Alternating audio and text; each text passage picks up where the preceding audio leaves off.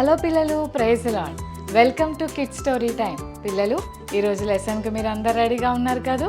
Okay, let's start. పిల్లలు, ఒక ఊర్లో ఒక అంకుల్ ఉన్నాడు. ఆ అంకుల్ పేరు ఫ్రాంక్లిన్. ఫ్రాంక్లిన్ అంకుల్ ఒకరోజు బస్సులో ప్రయాణం చేస్తూ వెళ్తున్నాడు. పిల్లలు, బస్సులో సీట్ ఖాళీ అయితే అక్కడ కూర్చున్నాడు. ఫ్రాంక్లిన్ అంకుల్ పక్కన ఒక పర్స్ కనిపించింది. పిల్లలు, వెంటనే దాన్ని ఓపెన్ చేశాడు. లోపల ఏమన్నా డబ్బులు ఉన్నాయని తొంగి చూస్తే అందులో 1000 రూపీస్ ఉన్నాయి. వెంటనే ఫ్రాంక్లిన్ అంకుల్ ఆ పర్స్ తీసి జేబులో పెట్టేసుకొని సైలెంట్గా ఇంటికి వచ్చేసాడు. పిల్లలు, ఈరోజు నా దగ్గర 1000 రూపాయలు దొరికినాయి. దీంతో నేను చక్కగా ఎంజాయ్ చేయొచ్చు. పాపం ఎవరో బస్సులో అలా మిస్ చేసేసుకున్నారు అని అనుకున్నాడు. పిల్లలు, ఒక్కసారి కూడా ఆ పర్స్లో ఉన్న అడ్రస్ని బట్టి, కాంటాక్ట్ నెంబర్ని బట్టి వాళ్ళకి కాల్ చేసి వాళ్ళ పర్స్ వాళ్ళకి హ్యాండ్ ఓవర్ చేయాలన్న ఆలోచనే రాలేదు. పిల్లలు, ఇది గుడ్ హ్యాబిటా, బ్యాడ్ హ్యాబిటా, మీరు చెప్పండి. నిజమే కదా, మనది కానిది ఎప్పుడు మన దగ్గర ఉండటం సరి అయిన పద్ధతి కాదు కదా పిల్లలు. కానీ ఫ్రాంక్లిన్ అంకుల్ ఈ విషయంలో తప్పు చేశాడు. పిల్లలు, ఆ డబ్బులు ఖర్చు పెట్టడం మొదలుపెట్టాడు. 1000 రూపీస్ ఖర్చు పెట్టేశాడు. పిల్లలు, కొన్ని రోజులైన తర్వాత ఫ్రాంక్లిన్ అంకుల్ వాళ్ళ ఇంట్లో పనిచేస్తున్న ఒక ఆంటీ అంకుల్ దగ్గరకు వచ్చి, అయ్యగారు, మీ రూమ్ ఊడుస్తుంటే ఇంట్లో నాకు ఈ డబ్బులు దొరికాయి సార్, ఇదిగోండి సార్ మీ డబ్బులు తీసుకోండి అని ఇచ్చింది. పిల్లలు, ఆ డబ్బులు ఎప్పుడైతే ఫ్రాంక్లిన్ అంకుల్ తీసుకున్నాడో చాలా సిగ్గు అనిపించింది. ఎందుకో తెలుసా, మొన్నటికి మొన్న బస్సులో వెళ్తుంటే వేరే వాళ్ళ పర్స్ తీసుకొని ఎంత హ్యాపీగా నా జేబులో పెట్టుకున్నాను. అరే, ఈ పర్స్ నాది కాదు కదా అని తెలిసి కూడా చాలా ప్రశాంతంగా జేబులో పెట్టుకున్నాను. అంతేకాదు, ఆ పర్స్లో అడ్రస్ ఉందని తెలిసి కూడా ఈజీగా ఖర్చు పెట్టాను. కొంచెం కూడా తప్పు చేస్తున్నానన్న భయమే నాకు లేదు. అలాంటిది మా ఇంట్లో పనిచేస్తున్న ఒక పనమ్మాయి ఎంత నమ్మకంగా నా డబ్బులు తీసుకొచ్చి నాకు హ్యాండ్ ఓవర్ చేసింది. నిజంగా నేను చేసిన ఈ పనికి చాలా సిగ్గుగా ఫీల్ అవుతున్నాను అని వెంటనే ఫ్రాంక్లిన్ అంకుల్ తన పర్స్లో నుంచి 1000 రూపీస్ తీసి ఇంతకు ముందు బస్సులో దొరికిన పర్స్లో ఉన్న అడ్రస్ ఉంది కదా, ఆ అడ్రస్లో ఉన్న కాంటాక్ట్ నెంబర్కి కాల్ చేసి, సార్ మీ పర్స్ని బస్సులో పోగొట్టుకున్నారు, ఆ పర్స్ నా దగ్గరే ఉంది, ఏం కంగారు పడకండి, ఆ పర్స్లో ఉన్న అడ్రస్ని చూసి మీకు హ్యాండ్ ఓవర్ చేస్తాను అని ఫ్రాంక్లిన్ అంకుల్ ఆ అడ్రస్ని ఫాలో అవుతూ ఆ డబ్బులు పర్సు ఇచ్చేశాడు. పిల్లలు, అయితే ఆ అంకుల్ అంటాడు, థ్యాంక్స్ సార్, నేను చాలా కష్టాల్లో ఉన్నాను, ఈ 1000 రూపీస్ నాకు చాలా ఇంపార్టెంట్, ఇంత కష్టాల్లో ఉన్న నేను ఈ డబ్బులు పోగొట్టుకున్నాను, పర్సు పోగొట్టుకున్నానని చాలా బాధపడుతున్నాను, మీరు ఎంత నమ్మకంగా నా డబ్బులు నాకు తెచ్చిచ్చారు సార్, ఐఎమ్ వెరీ థ్యాంక్ఫుల్, చాలా థ్యాంక్స్ సార్ అని అంటుంటే ఫ్రాంక్లిన్ అంకుల్ అంటాడు, థ్యాంక్స్ చెప్పాల్సింది నాకు కాదండి, మా ఇంట్లో ఉన్న పనమ్మాయికి, ఎందుకంటే ఈ నమ్మకత్వాన్ని నాకు మా పనమ్మాయే నేర్పించింది. నిజమే, నాది కాని వస్తువు నా దగ్గర ఉండటం మంచిది కాదని నేను నేర్చుకున్నాను. నాకు కాదు సార్ చెప్పాల్సింది, మా ఇంట్లో ఉన్న పనమ్మాయికి అని చెప్పాడట. నిజమే కదా పిల్లలు, ఆ ఆంటీ ఎంత నమ్మకంగా ఆ డబ్బులు తీసుకెళ్ళి అంకుల్కి హ్యాండ్ ఓవర్ చేసింది. చెల్లి, తమ్ముడు, మనం కూడా ఈ విషయంలో చాలా కేర్ఫుల్గా ఉండాలి. స్కూల్లో కానీ ట్యూషన్లో కానీ ఎవరైనా పెన్సిల్స్, ఎరేజర్స్ బై మిస్టేక్ మన బ్యాగ్లోకి వచ్చినా మనది కాదు అని తెలిసినప్పుడు తప్పకుండా తీసుకువెళ్ళి అది ఎవరిదో వారికి ఇచ్చేయాలి. పిల్లలు, అది గుడ్ హ్యాబిట్. బాగుంది కదా, ఇక నేను దీన్ని వాడేసుకుంటాను అని అనుకుంటే అదే దొంగతనం అవుతుంది. పిల్లలు, దేవుని వాక్యం మనల్ని దొంగతనం చేయకూడదు అని చెప్తుంది. అందుకని మనం దేవునికి లోబడాలి. ఓకేనా పిల్లలు?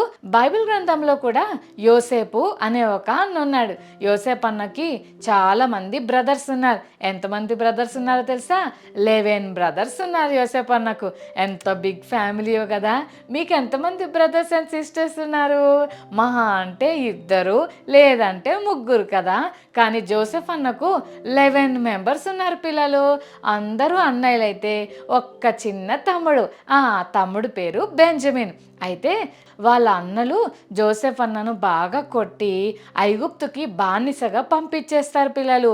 అక్కడ ఐగుప్తులో దేవుని తోడు జోసెఫ్ అన్నకు ఉండటం వల్ల దేవుడు అన్నని ఒక గొప్ప పొజిషన్లో పెట్టాడు.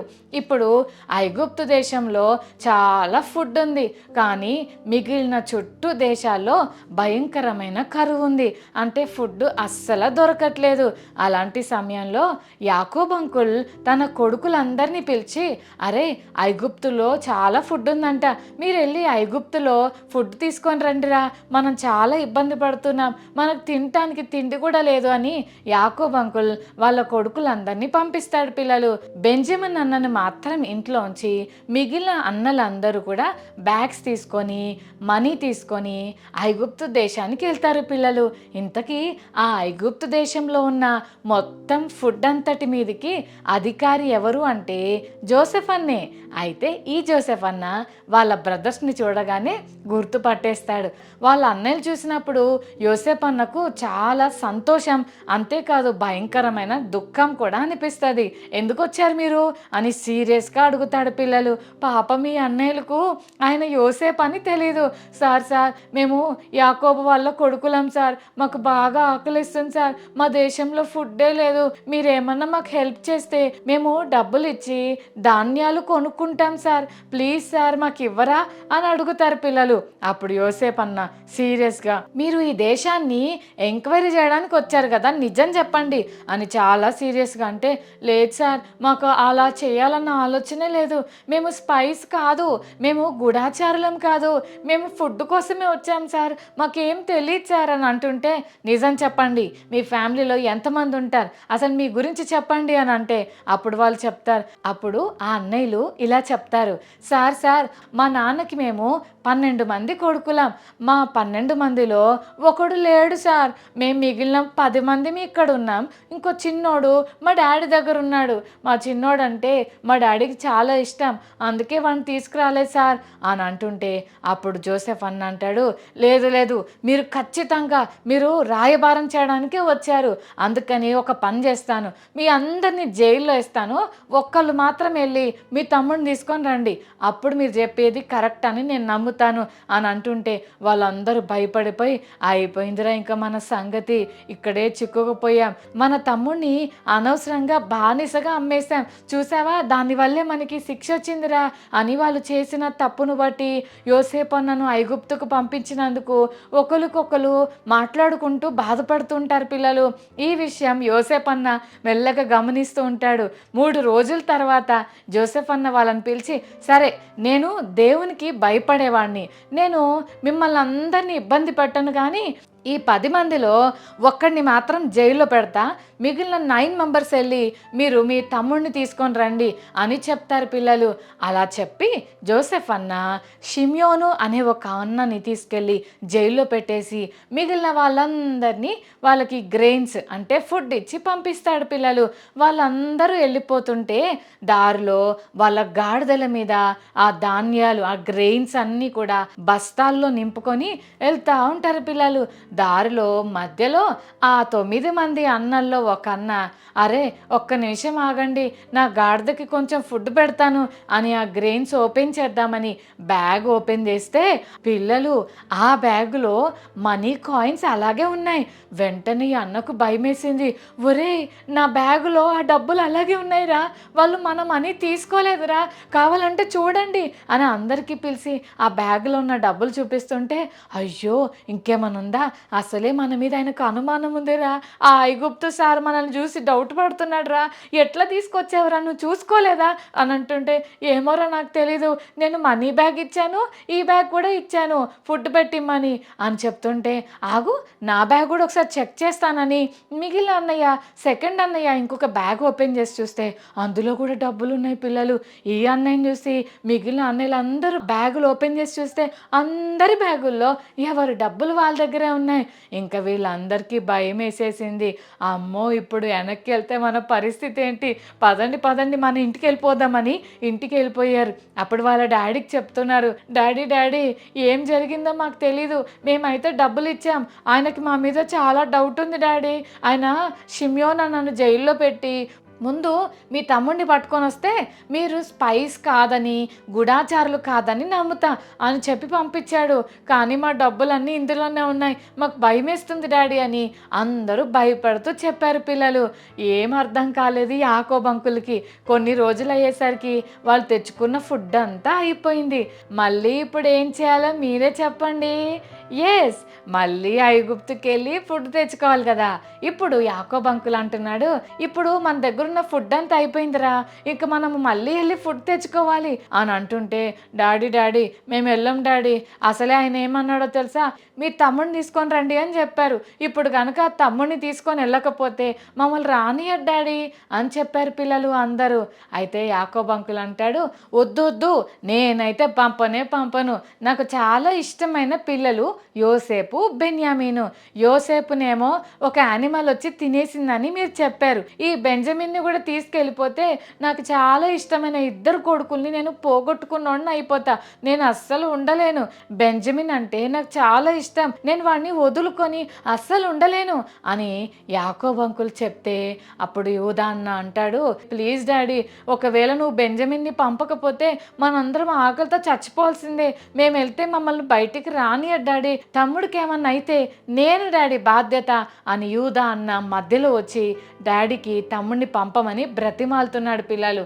అప్పుడు ఫైనల్గా వాళ్ళ డాడీ, సరే మీ డబ్బులు మళ్ళీ మీ బ్యాగ్లో పెట్టారు కాబట్టి తేనె, పిస్తా, బాదం, ఇంకా కొన్ని వస్తువులు ఇవన్నీ తీసుకొని అక్కడ ఇచ్చేసి రండిరా అని పంపించాడు పిల్లలు. అక్కడికి వెళ్ళేసరికి ఏమంటారో వీళ్ళని భయపడుకుంటూ ఆ అన్నలందరూ ఆ ఐగుప్తు దేశంలో ఉన్న ఒక లీడర్ దగ్గరకు వచ్చి, సార్ మేము చాలా రోజుల క్రితం ఫుడ్ కోసం ఈ దేశం వచ్చాము. అయితే మేము మనీ తీసుకొని ఎంటీ బ్యాగ్స్ తీసుకొని వస్తే మా బ్యాగుల నిండా ఫుడ్ నింపి ఆ డబ్బు కూడా మా బ్యాగుల్లో వేసేసారు సార్. మేము తప్పు చేయలేదు సార్, మేమేం చేయలేదు సార్, అట్లా ఎలా చేశారో మాకు తెలియదు సార్ అని చెప్పి బ్రతిమాలుకుంటుంటే ఆ లీడర్ అంటాడు, డోంట్ వరీ, దేవుడే మీకు హెల్ప్ చేశాడు, మీరేం బాధపడకండి అని షిమ్యోన్ అన్నను కూడా తీసుకొని వస్తారు పిల్లలు. ఒక గదిలో వాళ్ళందరికీ ఫుడ్ ఏర్పాటు చేస్తాడు పిల్లలు జోసెఫ్ అన్న. అందరు కలిసి ఫుడ్ తింటా ఉంటే లైన్గా కూర్చుంటారు పిల్లలు. వాళ్ళని చూసినప్పుడు జోసెఫ్ అన్నకు చాలా ఏడుపు వస్తుంది. బయటికి వెళ్ళిపోయి ఏడుస్తూ ఉంటాడు పిల్లలు. వాళ్ళ బ్యాగుల నిండా వాళ్ళకి కావాల్సిన ధాన్యాలన్నీ ఇచ్చి వాళ్ళని జాగ్రత్తగా వెళ్ళండి అని పంపిస్తాడు పిల్లలు. అంతా ఫుడ్ ప్యాక్ చేసుకొని బయలుదేరి వెళ్తుంటే కొంత దూరం వెళ్ళిన తర్వాత జోసెఫ్ అన్న వాళ్ళ ఇంట్లో పనివాడు పరిగెత్తుకుంటూ వచ్చి, ఏ బాబు ఆగండి, ఒక్క నిమిషం ఆగండి, మీరు పెద్ద దొంగల్లాగా ఉన్నారు. మా సార్కి ఒక క్లాస్ అంటే చాలా ఇంపార్టెంట్, మీ బ్యాగుల్లో ఉందో ఒకసారి చెక్ చేసుకోండి అని చెప్పాడు పిల్లలు. వీళ్ళకేం అర్థం కాలేదు. అదెట్లుంటుంది, మా దగ్గర ఎందుకు ఉంటుందండి, మీరు మరీ అట్లా చెప్తారు, కావాలంటే చెక్ చేసుకోండి, మా ఏ బ్యాగుల్లో ఉండవు అని అందరూ చెప్తున్నారు పిల్లలు. ఆగండి అయితే, ఓపెన్ చేయండి మీ బ్యాగులు అని అంటుంటే అందరూ ఓపెన్ చేస్తూ ఉన్నారు పిల్లలు. ఒక్క బ్యాగులో దొరికిపోయింది. అమ్మా ఎవరక్క అని ఆశ్చర్యంగా చూస్తున్నారా? ఎవరో తెలుసా? బెన్యామీన్ అన్న. ఇదిగో చూసావా, ఈయన దొంగతనం చేసుకొని వెళ్ళిపోయాడు, నడవండి మా సార్ దగ్గరికి ఇప్పుడు నడవండి మీరని చాలా సీరియస్గా తీసుకెళ్తుంటే అన్నలందరూ బెన్యామీన్ వైపు చూసి, ఒరే ఎందుకు తీసావరా, ముందుగానే మా మీద ఆయన చాలా డౌట్ పడుతున్నాడని భయంతో వచ్చాను కదరా ఇక్కడికి, ఎందుకు తీసావరా బెన్యామీను అని అంటే బెన్యామీన్ అన్న అంటాడు, నేను తీసుకోలేదన్నా, నిజమన్నా అని చెప్తా ఉన్నాడు పిల్లలు. కానీ యోసేపు అన్న దగ్గర తీసుకెళ్ళగానే అందరు యోసేపు అన్న దగ్గర భయంగా ఉంటారు. యూదా అన్నకి ఫుల్ టెన్షన్. ఎందుకు పిల్లలు, డాడీకి ముందే చెప్పాడు కదా, తమ్ముడికి ఏమన్నా అయితే తమ్ముడు బదులు ఆ పనిష్మెంట్ నేను తీసుకుంటాను డాడీ అని చెప్పాడు కదా. ఇంకా యూదా అన్నకు టెన్షన్ అయ్యి, సార్ మేము చాలా తప్పు చేశాం సార్, మమ్మల్ని క్షమించండి సార్, నేను మిమ్మల్ని ఒక చిన్న రిక్వెస్ట్ చేస్తున్నాను సార్, మా తమ్ముడు బెన్యామిన్ కోసం నేను ఆల్రెడీ డాడీ దగ్గర పర్మిషన్ తీసుకొని వచ్చాను సార్, మీరు బెన్యామిన్ తెస్తే కానీ మాకు ఫుడ్ పెట్టనన్నారు కదా, అందుకని బతిమలా ఆడుకొని మా తమ్ముడిని తెచ్చుకున్నాను సార్, ఇప్పుడు కనుక వాడిని ఇంటికి తీసుకెళ్ళకపోతే మా నాన్న చచ్చిపోతాడు సార్ బాధతో అని ఏడ్చుకుంటూ చెప్తుంటే అప్పుడు యోసేపు అన్న వాళ్ళందరినీ చూసి పెద్దగా ఏడ్చి అప్పుడు చెప్తాడు పిల్లలు యోసేపు అన్న, అన్నలారా నేనే మీ యోసేపుని, ఏం బాధపడకండి అని చెప్తాడు పిల్లలు. అందరు అన్నలకి భయం వేసిపోద్ది. అరే వీడు యోసేపా, అయ్యి బాబోయ్ ఇప్పుడు మన పని అయిపోయిందిరా, వీడు మనల్ని చంపేస్తాడేమో అని ఇంకా భయపడుతున్నారు పిల్లలు. అప్పుడు యోసేపు అని అంటాడు, మీరేం భయపడకండి, నన్ను దేవుడు ఒక ఉద్దేశంతోనే ఇక్కడికి పంపించాడు, ఇంకేమీ మీరు దిగులు పడద్దు. డాడీ బాగున్నాడా, తమ్ముడు ఎలా ఉన్నావురా అని బెన్యామిన్ని గట్టిగా పట్టుకొని ముద్దు పెట్టి ఏడ్చి, తమ్ముడు జాగ్రత్త, నువ్వు వెళ్ళు, డాడీకి చెప్పు యోసేపు అన్న బ్రతికే ఉన్నాడు, ఇక్కడే ఉన్నాడని చెప్పు, అందరు ఇక్కడికి వచ్చేయండి, నేను మిమ్మల్ని బాగా చూసుకుంటాను అని వాళ్ళ తమ్ముడికి అన్నలందరికీ చెప్పాడు పిల్లలు. ఎంత గ్రేట్ కదా. నిజమే పిల్లలు, ఇక్కడ మనం ఒక విషయాన్ని నేర్చుకోవాలి. ఇంతకు ముందు యోసేపు అన్న వాళ్ళ బ్రదర్స్ ఫుడ్ కలెక్ట్ చేసుకోవడానికి వచ్చారు కదా, అప్పుడు వాళ్ళ డబ్బులు వాళ్ళ బ్యాగులో చూడగానే ఎంత కంగారు పడ్డారో. రెండోసారి వచ్చినప్పుడు ఆ డబ్బులే కాదు మరికొన్ని ఆఫరింగ్స్ కూడా తీసుకొని వచ్చారు కదా, బాగుందిలే భలే దొరికేసిన ఈ డబ్బులు, హ్యాపీగా ఖర్చు పెట్టేద్దాం అని భయం లేకుండా ఏమి లేరు. కానీ ఈ అన్నలు బాబోయ్ ఈ డబ్బులేంటి మళ్ళీ మనకి ఇచ్చేశాడు అని భయపడ్డారు పిల్లలు. అంతేకాదు ఆ గోనె సంచిలో యోసేపు గ్లాస్ ఉందని తెలిస్తే వెంటనే వెనక్కి వెళ్ళిపోయి, అయ్యా మేం పెట్టలేదని ఎంత నమ్మకంగా ఒప్పుకొని యోసేపుకు హ్యాండ్ ఓవర్ చేశారు. నిజమే పిల్లలు, మనది కానిది ఏది మన దగ్గరున్నా అది మనకి ఎప్పుడూ సేఫ్ కాదు. బైబిల్లో ఆకాన్ అంకుల్ కూడా తనది కాని దాన్ని తీసుకొని దాచిపెట్టుకోవడం వల్ల తన ప్రాణాన్నే పోగొట్టుకున్నాడు. కానీ జక్కయ్య అంకుల్ని చూడండి, తను అన్యాయంగా డబ్బులు తీసుకున్నాడని ఎప్పుడైతే గుర్తించాడో 4 times ఆ డబ్బులను తిరిగి ఎవరి డబ్బులు వాళ్ళకి ఇచ్చేశాడు.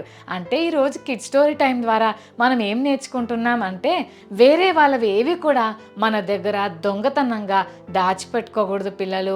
ఎప్పుడైనా ఏదైనా మనకు దొరికితే వెంటనే దాన్ని తీసేసుకొని వాడుకోవడం కాదు, కానీ అది ఎవరికి సంబంధించిందో తిరిగి వాళ్ళకు హ్యాండ్ ఓవర్ చేయడం నేర్చుకోవాలి. దేవుడు మనకి ఏది ఇచ్చాడో దాంతో మనం సాటిస్ఫై అవ్వాలి, కానీ వేరే వాళ్ళ వస్తువుల మీద మనం ఎప్పుడూ ఆశ పెట్టుకోకూడదు. వెంటనే తీసుకెళ్ళి వాళ్ళది వాళ్ళకి ఇస్తే మనం నమ్మకస్తులం అవుతాం. దాన్ని బట్టి దేవునికి మంచి పేరు వస్తుంది, మనకు కూడా మంచి పేరు వస్తుంది. ఇక నుంచి అలా ఉంటారు కదా. రైట్, కళ్ళు మూసుకోండి, చిన్న ప్రార్థన చేసుకుందాం. ప్రేమగల తండ్రి మీకు వందనాలు ప్రభువా. ఫ్రాంక్లిన్ అంకుల్ మొదట తప్పు చేసిన తన ఇంట్లో పనిచేసే ఆంటీ చేసిన పని వల్ల ఫ్రాంక్లిన్ అంకుల్ బుద్ధి తెచ్చుకొని ఎవరిది వాళ్లకు అప్పగించాడు. అలాగే జోసెఫ్ అన్న వాళ్ళ బ్రదర్స్ కూడా వాళ్ళవి కాని వస్తువులు తన దగ్గరకు వచ్చినప్పుడు తిరిగి జోసెఫ్ అన్నకు అప్పగించారు. మేము కూడా ఇతరుల వస్తువులను ఆశించకుండా మీరు మాకు ఇచ్చిన వాటితో తృప్తిగా బ్రతికే జీవితం మాకు నేర్పించమని, ఈ కిడ్ స్టోరీ టైం చూస్తున్న ప్రతి చెల్లి తమ్మును స్పెషల్గా దీవించమని యేసు నామమున వేడుకొని ప్రార్థిస్తున్నాం తండ్రి, ఆమేన్.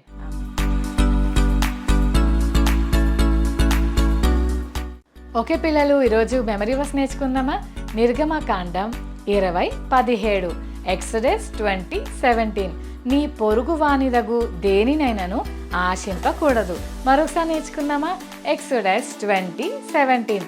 నీ పొరుగు వానిదగు దేనినైనను ఆశింపకూడదు. నిర్గమకాండం 20:17. Okay children, God bless you.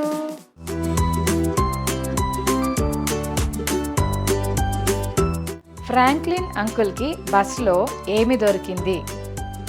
Franklin uncle ఎవరిని చూసి బుద్ధి తెచ్చుకున్నాడు? ఎవరిని తీసుకురమ్మని యోసేపు అన్న తన అన్నలను తిరిగి పంపాడు? మనవి కాని వస్తువులు మన దగ్గర ఉన్నప్పుడు ఏం చేయాలి? Okay children, God bless you, bye.